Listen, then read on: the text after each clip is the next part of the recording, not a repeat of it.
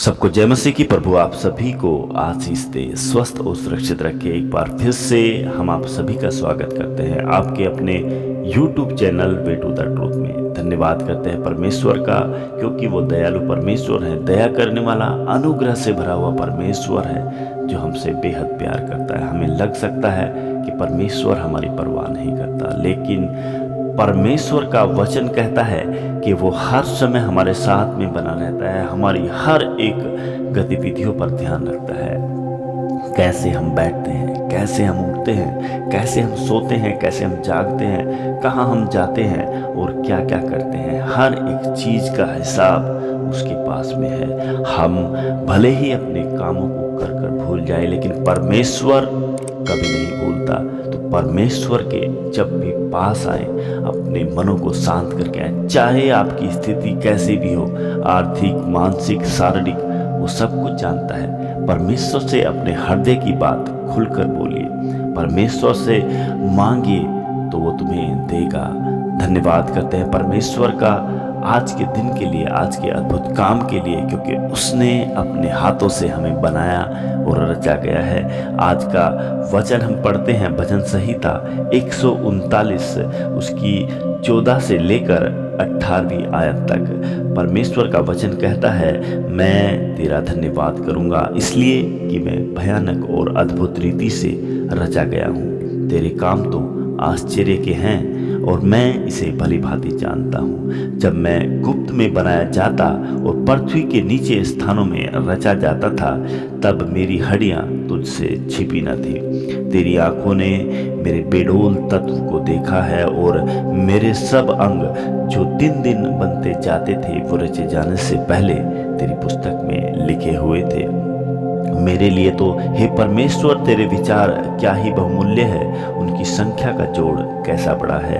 यदि मैं उनको गिनता तो वे बालों के किनकों से भी अधिक ठहरते। जब मैं जाग उठता हूँ तब भी तेरे संग रहता हूँ। हालेलुया। परमेश्वर के अद्भुत प्रेम के लिए धन्यवाद करें, क्योंकि उसने अद्भुत रीति से हमारी रचना की है। उसके पास में हमारे हर एक काम का, हर एक बात का हिसाब है। हम भूल सकते हैं जो हमने किया है, जो हम करने जा रहे हैं, जो हम विचार करते हैं, लेकिन परमेश्वर के पास में हमारी एक एक बात का हिसाब है, हमारे एक एक आंसुओं का हिसाब है।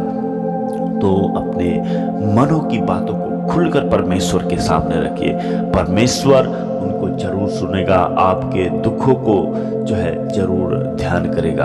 और उस परमेश्वर पर विश्वास कीजिए, अपने विश्वास को आगे कीजिए और सभी बातों को, संसार की हर एक बातों को पीछे कीजिए। आप आर्थिक स्थिति आपकी खराब है, आपके पास में रोजगार नहीं है, परमेश्वर उसकी व्यवस्था करेगा, क्योंकि परमेश्वर ने आपके भविष्य की रचना की है। अगर वो आपको कल के दिन में जीवित रखता है तो उसको आपसे ज़्यादा आपके कल के भविष्य की चिंता है। तो धन्यवाद करें परमेश्वर का, अपने पूरे भविष्य को परमेश्वर के हाथों में सौंप कर चलें। जो भी आप करते हैं परमेश्वर का धन्यवाद करें और अपने आने वाले समय के बारे में कभी मत सोचें, क्योंकि परमेश्वर उसके बारे में सोचता है। धन्यवाद परमेश्वर का।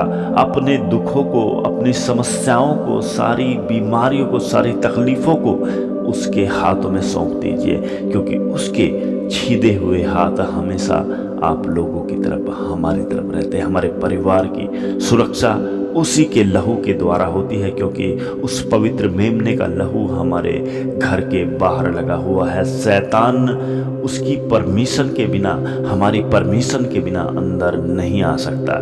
जब हम चाहेंगे कोई गलत काम करना, तब हम गलत काम कर सकते हैं, लेकिन जब तक परमेश्वर के हाथों में सब कुछ है, वो हमारे साथ में कभी भी गलत नहीं होने देगा। धन्यवाद करें उस परमेश्वर का। अपनी आंखों को, अपने मनों को झुकाकर उसके पास में आए, प्रार्थना करें कि परमेश्वर हम सब कुछ आपके हाथों में सौंपते हैं, क्योंकि आप दयालु परमेश्वर हैं। अपने आप को आपके हाथों में सौंपते हैं। हम निर्बुद्धि हैं, हमें कोई ज्ञान नहीं है प्रभु, आपसे बड़ा ताकतवर और ज्ञानवान कोई नहीं है। परमेश्वर आप भली भांति जानते हैं, क्योंकि हम आपकी रचना है, आपके हाथों की कारीगरी हम हैं। धन्यवाद परमेश्वर का अद्भुत कामों के लिए। सारी आदर और महिमा उसी के पवित्र और सामर्थ्य नाम को देते हैं। प्रभु इस प्रार्थना को सुने और कबूल करे। आमीन।